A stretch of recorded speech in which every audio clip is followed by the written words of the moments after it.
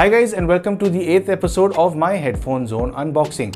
I haven't reviewed any earphones from this brand, but considering how they already look like one of the best earphones in the entire box. So let's jump straight in with how they're built.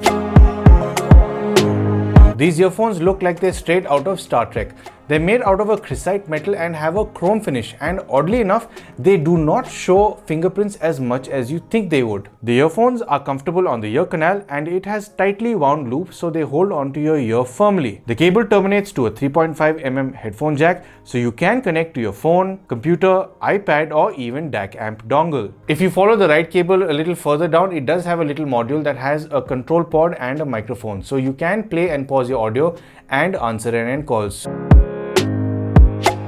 This is the kind of audio you can expect your recipients to hear while you're wearing these Blon BL03s. I mean, they're absolutely gorgeous to look at, and they do also sound quite nice, which I'll get into in the sound chapter.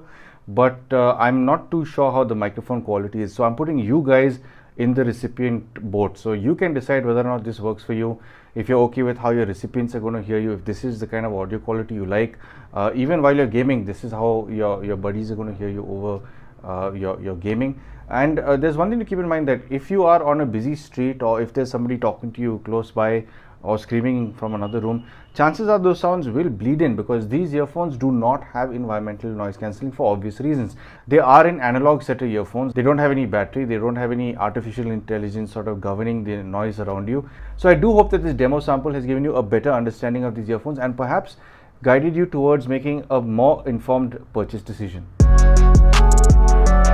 These come with 10mm dynamic drivers and they are fairly easy to drive with a resistance just at 32 ohms. Considering how easy these are to drive, these get loud at 35 or 40% volume. So you wouldn't really want to go beyond, I'd say 40-45% volume for prolonged periods of time if you want to look after your hearing.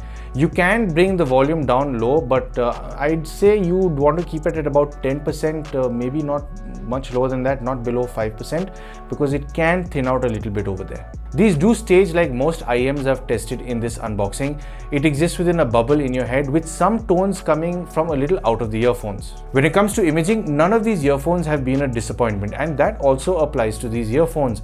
If you want to zone into any nuances, be it your vocals, instruments or even harmonies, it's fairly easy to zone into any of these to enjoy while you're consuming your audio. High frequencies remain soft on the ear and aren't too accentuated. They remain easy to consume without causing any listening fatigue over longer listening sessions. It's tweaked right where soft cymbal hits push through to sound clean and absolute without being aggressive. Listening to liquid tension experiments osmosis, the hi-hats and cymbal hits sit slightly in the distance without being intrusive in any way. Mid frequencies tend to sound a little recessed when listening to male vocals, but they still stay well defined. Female vocals are a lot more rounded sounding, so the lower mids aren't as recessed as I thought they were. The combination of the imaging and this range makes listening to any vocal tracks quite enjoyable. Listening to Sophie Millman's Till There Was You, her voice and instruments sitting in this range have terrific timbre, considering what these earphones are sold for. Low frequencies sit on the healthy side and they would work with most genres of music you'd listen to. With jazz or blues, these are elevated to a just right level, which makes the upright bass and drums have the right amount of kick to enjoy the music. And if you're into EDM, these do not lack body. There's a good boost in the low and sub-low frequency range, making these one of the most bass-happy sets of earphones in the box. Listening to Cold Heart by Elton John and Dua Lipa, this track is more than enjoyable with a good kick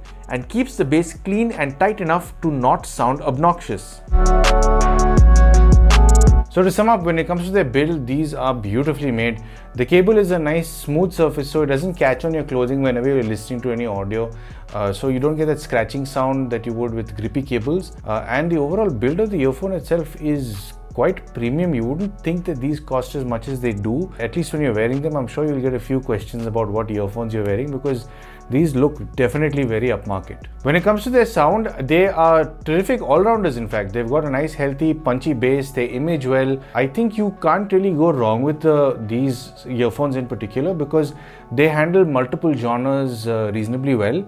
It's not that they shine with any specific genre. They are I wouldn't say they're the best all-rounded earphones in this entire unboxing.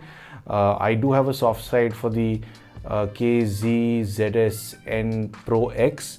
but these also do terrifically well when it comes to the overall delivery of sound. So how much do these cost? Well, at the time of recording, these have an MRP of 3,999, but they're being sold for 1,990 on headphonezone.in. And if I have described these earphones well enough to let you know if these are for you, if you'd like to buy them, I'm leaving a link down below in the description that has been provided by Headphone Zone. And if you've stayed for this long, I do presume you like the content on my channel.